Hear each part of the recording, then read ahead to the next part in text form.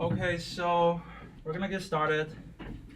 And with a brief introduction, firstly, my name is Mark Chen. I'm of class of 2020, and he's Alex of 2019, and he's graduating to college. And so the topic of discussion today is going to be on artificial future. So as we can see from probably guess from the title is we're going to talk a little bit about artificial intelligence and its influence on humanity future. This is more like an open-ended question on if it's a blessing or curse, and we will see later. So I think it's almost too much of a cliche now to discuss artificial intelligence. So that I want to start with a question now. What do you think AI is? Now, if I say AI, what appears in your mind? And just please describe it in one sentence. Someone volunteer? What Mark Chen does. Nice. Anyone else? So what AI is? You hear this word and something pops up in your mind. And what it is? Anyone else? Quite class. The reason why I'm asking this question is because the other day, Dr. Doster showed us a poll in his A+ class that according to a survey, 34% of the people think socialism is what has some aspects related to equality, and only 18% of people knows that socialism means that government owns the means of production. So I think that although AI is what we hear all the time now, I think most of the people don't really know like what it is and what's behind it, just because of their reason. So let's just look into a little bit of the things. So here, through this session, what we're gonna show you is what AI actually is, the word that we hear all the time, and we're gonna show you that AI is actually not a new idea, that the technology has been there for like almost 100 years, and throughout human history, there are all kinds of interactions like that with data and automation, and it's nothing actually to be worried about so much as the newspapers and stuff start showing us, and the reactions that are actually the reaction that we should take are not like fear or worries. Instead, we're gonna react in some other ways to better match up with the changing era. So let's start with a little bit of a long history. We're gonna skip the once upon a time section, but instead we're gonna jump into the human interactions with data and automation throughout the history of like 10,000 years and more. In fact, there are countless examples of aspects of human interactions in such manner, and we're gonna start with 3 examples. So firstly, record. The way that human beings make records are there for a long time. So as we can see from the left of this slide, is a ancient civilization called Quipa, and this is or Quipu. This is something that they make to record their rituals or yearly events and stuff. And by tying the strings in different manners, they know what they're recording after, and the people after them can know what this means. And the book on the right is a current literature or modern literature that is as hard to understand as the one on the left.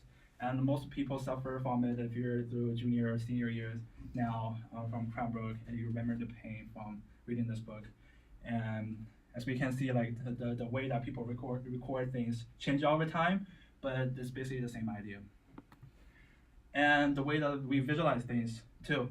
So like from a long time ago, we make mural paintings, and this is from like probably 3,000 years ago. It's a mural painting from Egypt. And the one on the right, it's basically similar ideas. We have like a reality part where we show what's happening here, and we add some emotions of human beings into it with colors and different kind of styles and patterns. Although we see the shift from the past to the modern time, and the style is really different, but we see that there is like a common trend, although it's developing. And languages too. So languages change all the time from its very primitive stage where each symbols will resemble the items it's describing like very much so that it's almost like each character is describing a specific thing. But now the languages that we're using today, the modern languages, are more abstract, where the characters doesn't really indicate directly to the object that we're pointing to. But in the end, we form words and sentences with those characters to express our feelings. So all we're trying to see with these examples is that AI is no more than just the extension of such development of humanity, because the similarities between between such developments from all these three past examples that I just raised are overwhelmingly easy to find. So let's jump into how AI could look for all these three aspects. So the first thing, record, this is not actually that much related to AI, but actually this is all the computer science is based on, where how computer memory is working. It's overwhelmingly similar to the way that human beings remember things. They have different sections and different mechanisms to remember temporary and permanent memories, and they have different ways to proceed it. And actually, the way that computers recorded into their system is even easier than the way that the Kupa works to record their strings. They only have two kind of variables, 0 or 1, to form different combinations to make the memory. And also for the visuals, the very famous artificial intelligence algorithm called CNN convolutional neural network is used to perceive those visual things, or even 3D informations by dividing them into smaller chunks and then make combinations of them through different layers of the hidden layers in the deep neural network, and then output a possibility range to judge what the picture or what the input should be. So in this case, like you can see, there's a bird, the picture of the bird on the far left of the slide. They make judgment to they would make judgment at the end, say this picture is most likely to be a bird. And one thing to be noted in this situation is that the output space is actually a probability distribution, which means that for this specific case, it may produce the result that this picture is 76% possible being the bird and 22% possible being the monkey and stuff. And the highest possible, the most possible situation will be predicted instead of a certain answer is given. And language is the same. So is everyone here familiar with the term matrix? Not the movie, just mathematical matrix. Is everyone familiar with it? Okay. Everyone's quiet, and I assume you understand it. So, so put it simple. So on a very primitive stage, artificial intelligence is involved in the language processing called natural language processing. You can remember the term NLP, which is pretty fancy if you just say to friends, and they will either think you're smart or think you're a nerd. So basically, what it means is basically you build a one row array of formed by numbers, and each number has its own meanings. For example, for the word enjoy, the first number can mean if it's a noun or a verb or an adjective or an adverb, and the second number can be if it has a positive meaning or negative meaning or neutral meaning, and the third number can indicate if it has a strong strong voice or like really like weird attitude. Every number in this case will will show one aspect of the word, and put them together, they will form a unique and identity tag for the word that it is tagging. So like when we compile them into a sentence, it's just creating a bigger matrix which shows a more complex meaning of the whole sentence. And then it's the same thing for the passage to layer up. That's the basic mechanism of how machine learning works for language. So basically through this, it's developing into the language of making difference. So after seeing this example, the conclusion that we're trying to draw is the fears of artificial intelligence for now is mostly just coming from that the unfamiliarity that we have with the term. After we get into it, we will find a lot of similarities of the past developments as the one that we experience now. So let's get to know AI better now. All right, I'll take over. So Mark's tried to explain a couple of things already, but I'm pretty sure most of you guys are still confused. So I'm here to basically let you guys know how this thought process of AI works. So those of you who have some technical backgrounds, please do not spoil the fun. If it's fun. So there's one question here, an easy question to answer. What is the process of you taking a bus from Cranbrook to Kingston? All right, I'm gonna ask you guys to think of the thought process instead of your actual action, like walking or standing up, all right? So this process will start with you standing up and then end with you actually getting on the bus, okay? And I want you guys to think about your thought process, your detailed thought process in this thing, all right? So for example, before you stand up, you need to look around, right? You need to determine if you could stand up without bumping into something. So that is one thought process. Look around and then determine if you could stand up, all right? Now just get into a group of 3 or 4 and spend a couple minutes and think about those detailed thought process of you getting on bus. And we're gonna be using this board. So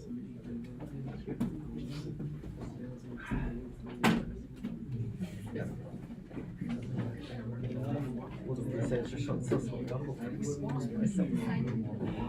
And then you discuss what is your thought process. You will know. You will know. You will tell Stand up, them. look if there's a bus, curse those who cut in front of me, see if anybody is available for me to cut. Get on. Push. Push. One Push word. harder. Push. Push harder. Even harder. Even harder. 哦，我知道有一个非常简单的，Go where the people are and push. Go between 2 people who push the hardest. We will get on. Pioneer 前面 Pioneer. 开路。 Look for the biggest man and stand in front of him. Stand behind him, In front of him, so he will push you. and you'll be squeezed.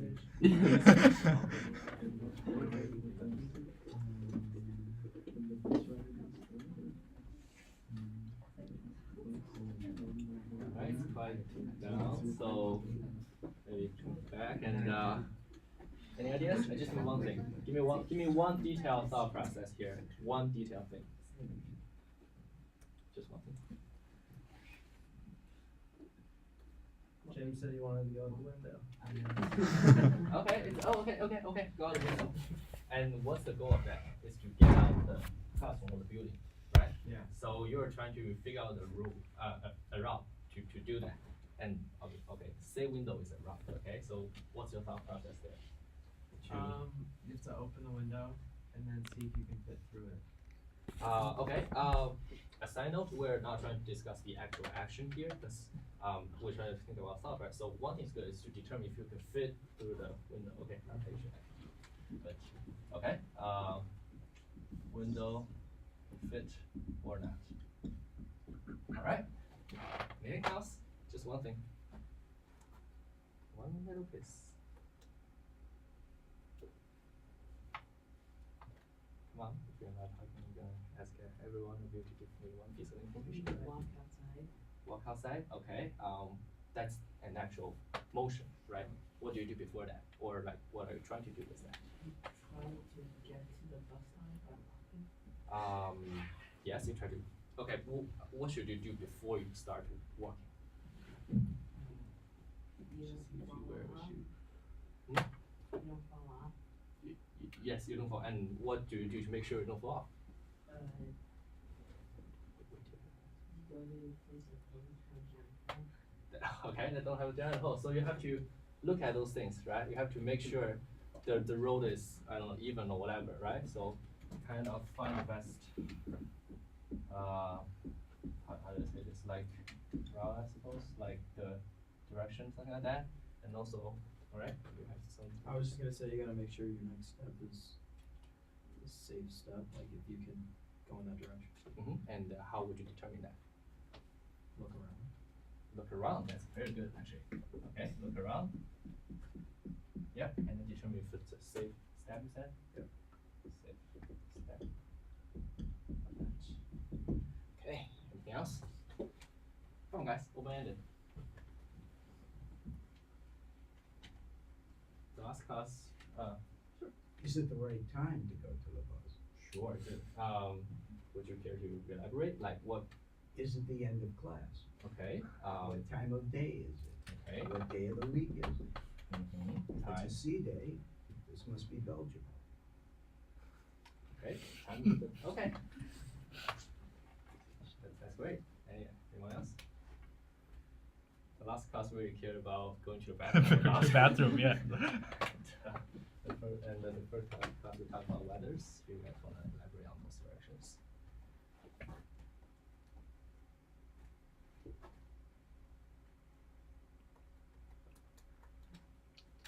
David has some ideas.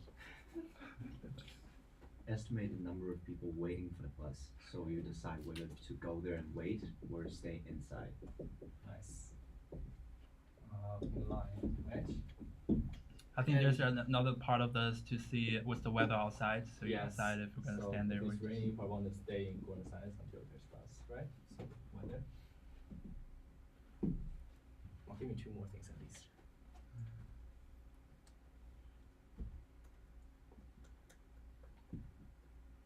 You have to think about like your surroundings, like where people are walking and like where the walls are.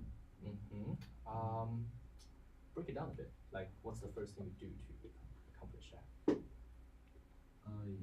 You just look around. Look around again, and then decide. Decide if it's safe to walk around. all right, then it's still the same thing. But I guess it's really just checking the surroundings. That's what you mean, right? And I guess it's still that's what I think. Go ahead. Make sure there's actually a bus. Yes, that's actually a very good thing. And how would you check that? Looking. Just looking, right? Looking at bus. No, it's important, right? If you can see, you don't know if there's a bus, right? All right. One last thing. Look if there's cars. And to make sure you don't get hit. Or Cut across the road. Get to the bus quicker. right. Especially if he's driving.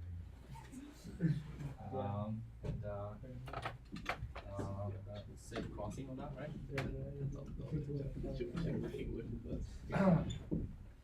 All right. Anything you want to add? Or okay. Do this. Yes, it is. All right.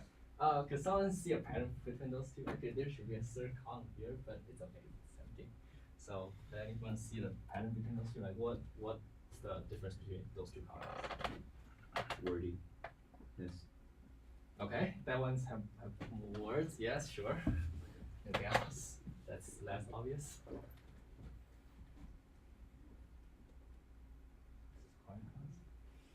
The left one is broader. Broader, sure. That's a more specific decision you make, right? This is regarding the information in general, right? Okay. So let's consider this as how we human approach a question or a case. Like we say we have to do this first and do that. So what is this? Say we have this is step 1, this is step 2, and assume this is step 3. Like what's this one?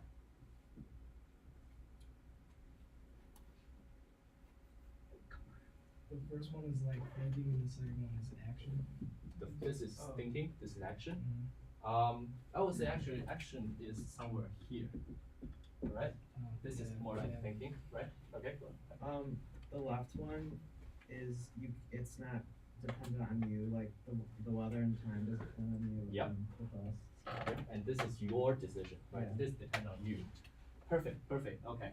So the reason I wrote them in this way is because this for AI is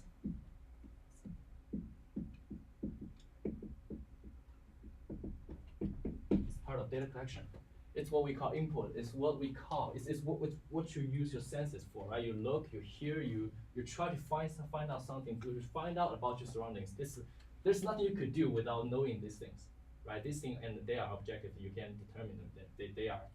They determine themselves. And this is data collection. This is a necessary step before you make any decisions. And for human decisions, this part is the analysis. All right, so you're trying to make a decision, you're trying to come up with a plan, and there are two types of analysis here.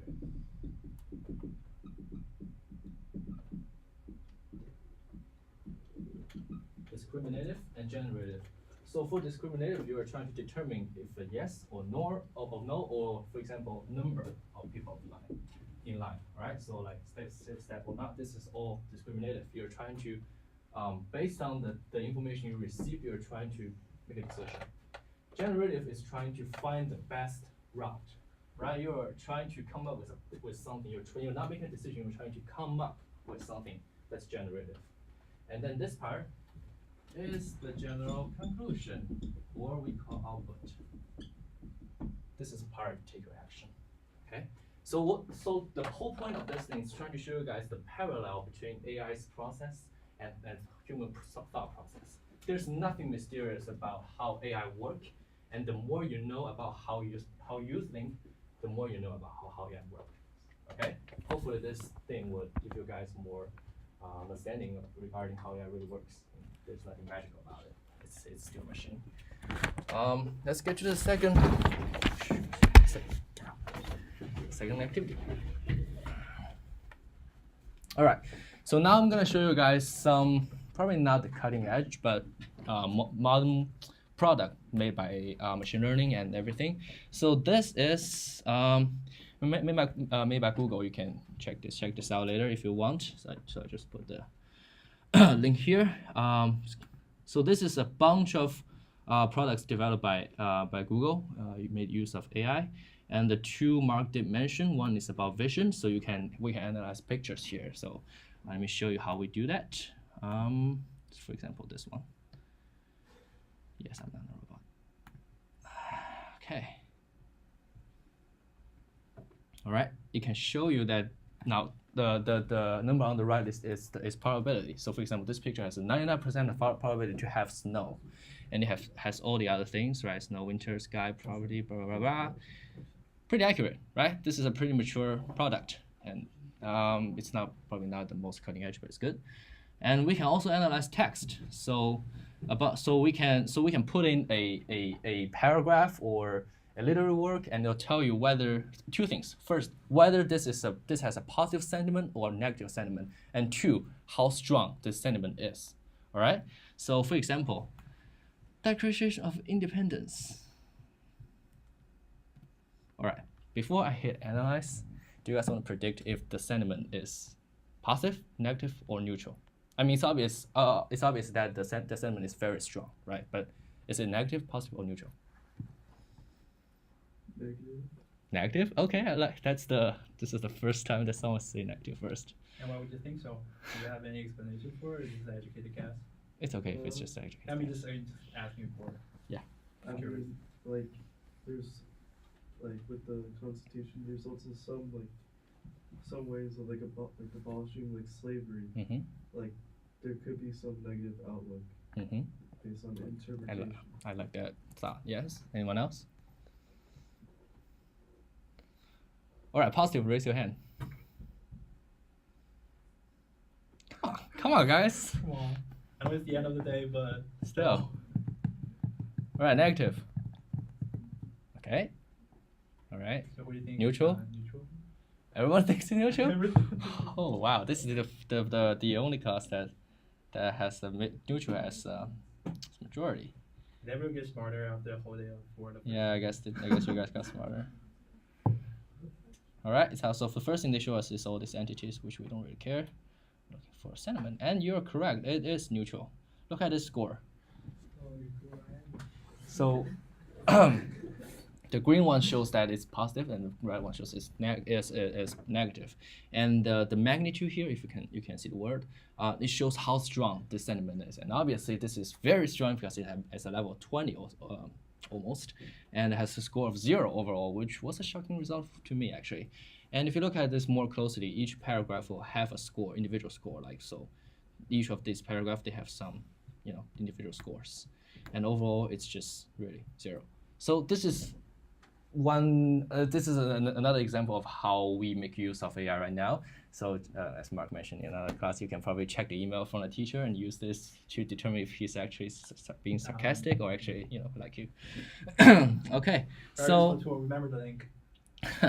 okay, so now I'm gonna show you one method to actually try to break this, or did I really break it? I'm not sure.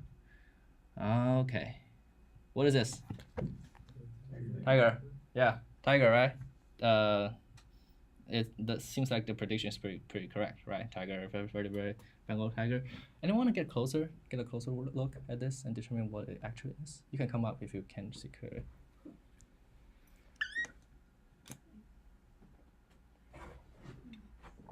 Come on, all the other classes see it.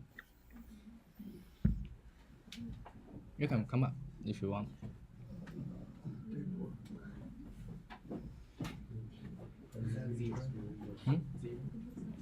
Zebra.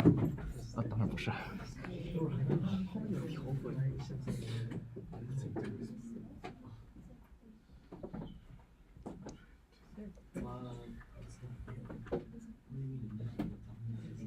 Anyone? Any ideas? Just shout it out. Zebra. Okay, it's an educated guess. Sure. Kind of looks like a boar as well. A what? A boar. A boar. Okay. Any other guesses? A tiger-shaped pillow. Like one of those big clothes. Okay, you need some sleep. I know. This is the only class that doesn't get an answer immediately. I don't know. Yeah, I don't know why. This is the only. What? A person. Nice. Oh, one from the farthest answered correctly. Yes, nice. And that's actually 3 people actually, but still, it's good enough. One in the middle, one on the right. The 2 on the back is probably not too easy to see, but the one in the middle, it's a female from the back. Oh. Right? This is an artwork, human paint artwork. All right, everybody see it? No, so now come on. Okay, just check it out.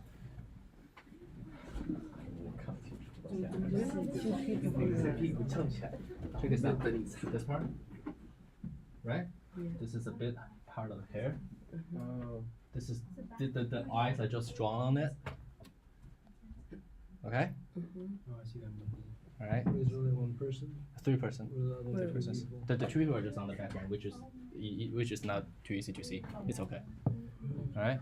All right. So the point of this is that okay. At least I'm so glad someone actually see it, and the past 2 classes they see it so easily. Anyway, so the point is, it's not perfect. Did I break it? Did I not? I mean, even we humans can't really see the difference. But we did eventually see that it's human, right? It's not tiger. So what I guess what I'm trying to say is that AI is not all powerful. There's nothing mysterious about it. There's nothing supernatural about it. It's just about training and trying to understand. And it's all about this learning process. Its thought process is just like us human, right? You can see all the prediction it makes. There's nothing about human except probably vertebrate. And I mean, that's definitely not what it means. So, did I break it? Did I not? AI is nothing to be feared of. It's just like 99% sure. Yeah, it's very sure of this. Oh, that's the 1%. Well, the 1%. I mean, it can never be 100%, right? So. Yeah, that's just a matter of how the algorithm works. Because you have all these other stuff in the picture. You can't. What's the middle person? I don't know. You still don't see the. No, I know. So like it's like a person fit. It's like 2 hands propped up, and this is back, the butt. You see that? Yeah. Okay. All right. Hey, all this suggestion, take some art classes. Oh, that's mean. Okay.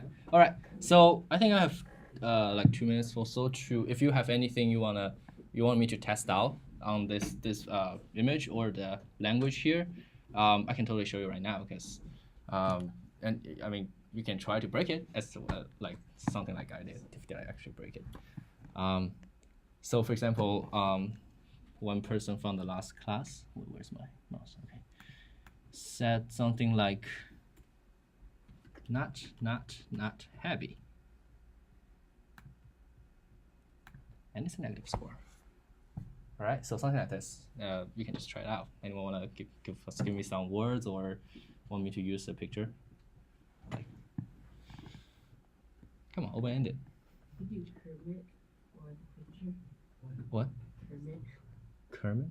It's frog. Oh, Kermit the Frog. Yeah. Kermit the Frog. 怎么拼来着 Kermit. K-E-R. Oh, you pen. Kermit the Frog. You pen.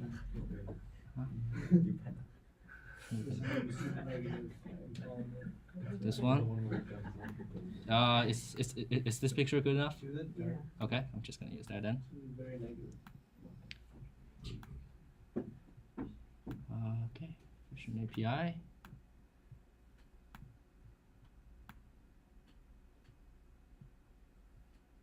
It's not going to give you any negative or positive score. It's just going to give you what it is. Yeah. Green, it's green. Sure, it's green. Very positive. Yeah, I'm sure it's green. Okay. So obviously it's not very frog-like, so it's only 90%, right? If you actually feeding a real frog is going to be higher. I don't understand why it's 90% frog but 81% amphibian, which means like 9% of the frog is not amphibious. Well, that's just something we don't understand. So, anyone want to try something else? What about like a stock graph? A stock graph? Like a graph of a stock, Okay. like Amazon stock or something? What should I put in here? Oh, new picture of Jeff Bezos. Stock. I don't Like know. Amazon stock? Amazon stock. Something like. Is this good enough? Sure. Okay. Just try it.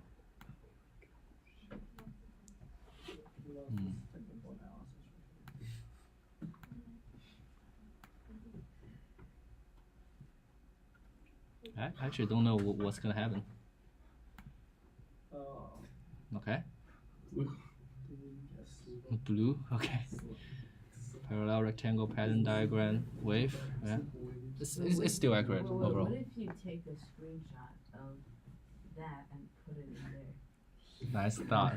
Let's do it after cut. Okay, so we don't have much time And left. remember, like, although we know that this is blue apparently, but the reason why it doesn't have like a certainty on it is because the way that machine analyzes by breaking it down to pixels, and when we like breaking down to pixels, they don't all have like they only have like 3 original colors in it. So they have to like make the combinations based on the combinations of stuff to predict if it's blue or not. So it's actually pretty impressive for it to see it. All right, now I'm gonna turn it back to Mark. Okay, we have been discussing enough about the past and the current situation of those API and algorithms. So to get back to our topic to wrap up for the day is a key question that everyone is asking. A lot of people are asking now is AI gonna destroy human beings someday? And does it sound familiar to you? I mean, it sounds familiar to me anyways. And I will tell you the reason by showing this clip to you.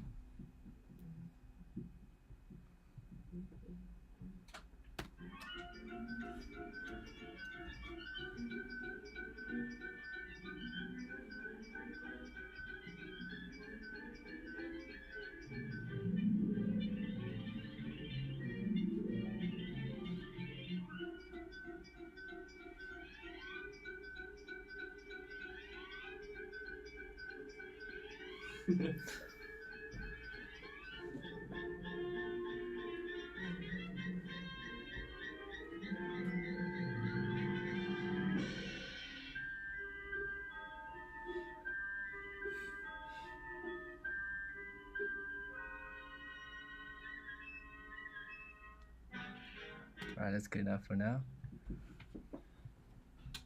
Did you guys get it? So what I'm trying to say with this is that these kind of worries actually happen a lot when every time human beings run into some kind of major changes or technological breakthroughs. The one clip that I showed, I bet like a lot of people would actually know it. It's from almost 100 years ago when the industrialization was at its end or at its peak, when a lot of things are changing and household productions are shifted into factories and into cities to produce collectively. And at that time, a lot of people are so worried about this change, and they think their jobs are going to be taken away and their individuality is going to be destroyed. And a lot of jobs is going to be destroyed, and humanity will be at its brink of break at the end. But what happens in the end is that the fact was actually pretty surprising that humanity is still thrilled like never before. And as we can see from this graph that a lot of us will be really familiar with through the world history class, is that the world population actually boomed so much, and especially after 20th century, where the population just like grows like by so many times. And the employment rate that we're so worried about, like because of the change in technology, actually didn't change much. Although this graph is really blurry, I think it's just because of the internet problem yesterday. But the thing is that although there was like a certain unemployment peak in the middle where the world wars are going on, and it's actually not natural influence, but like for the rest of the times, the unemployment rate just keep almost at the same level, and also it kind of dropped a little bit even after the industrialization was done. So in the end, the thing that we're so worried about didn't really happen, and it ended up that we are at the same situation as where they are at that point of time, where they're so worried about those changes as we have changes today, and that's the point that we're trying to make today here, is that AI is nothing more than just another extension of the developments we have been having for so long, and the technologies behind it are essentially different from human beings in that the way that they produce it are different, and they are rather a tool than a destroyer of human beings. So at the end, the reason why the unemployment rate actually kept the same level is because although some jobs are diminished, there are actually new jobs being created, and the net change was kept equal. For those jobs that are actually diminished during that period of time for example, hard manual laborers, where those can be taken over by machines, and household craft makers because of the shift from household productions to factory productions. And new jobs created are even more impressive. There are like all kinds of higher ends jobs such as engineers, computer scientists, specialized workers, and industrial engineers who manage the factories. There are all kinds of new jobs being created in this period of time after the technological changes. So the question that also a thing that we want you guys to take off from this and to keep thinking after this is, at this point of historical changes from the past to even more technological breakthroughs, is that how we're going to do and what we're going to do to catch up with those changes, and what we can do to prepare for the upcoming new era with more automation and machinization. And you guys can share with us some of your personal thoughts on like the new kinds of opportunities or new kinds of jobs that may be created in the future. Do you guys have any ideas? Just take a guess. Or if you just want to say no one needs to work anymore. So. Yeah, or you can say just no one needs to work and we can all live in socialism. But anything you want to say? Well, I just think a lot of new jobs are just going to branch out of like engineering and stuff like that, because we need to like maintain the robots that are being created and stuff like that. So I mean, I don't know like specifically what type of new jobs would be created, but it would definitely like branch out of engineering. Yep. Anyone else? Well, actually, nowadays even robots are taking care of robots themselves. Yeah, that's so probably change too. We don't really need to do that anymore. And so anyone else? Does anyone else have any wild guesses? Because honestly, no one would know now, because new jobs are created actually very suddenly, and there will be needs coming out of this once the technology actually has that kind of breakthroughs. And yeah, no one would know, but we're just taking guesses. Everyone's. Okay, so here are 3 guesses that I personally have that I want to share. The first thing is the trend of the kind of management of the robots that he just mentioned, is that there is actually a huge increase in the demand for data analysts who are analyzing the data collected for the companies around the world, and especially those major companies. And they are doing these data analysis to match up with the new era of automation. And the other kind of guess is the kind of management that we have for robots, and it's similar to the industrial engineering that we have these days to manage people. And back in the future, we're going to have a systematic management of the robots that we're going to create. And also, some new opportunities or new trends are there too. For example, actually, humans' interest in humanity is never diminished throughout history. For example, even if the steamboat was created, we are still going to the rowing competitions to see people rowing the boats. It's basically the same ideology where people want to see other people doing the stuff out of humanity nature and out of human creativity, such as the arts that we are doing and the songs that we are making. So there will be more creative, there will be a boom of creative employment, such as singers, artists, and the sport people and athletics.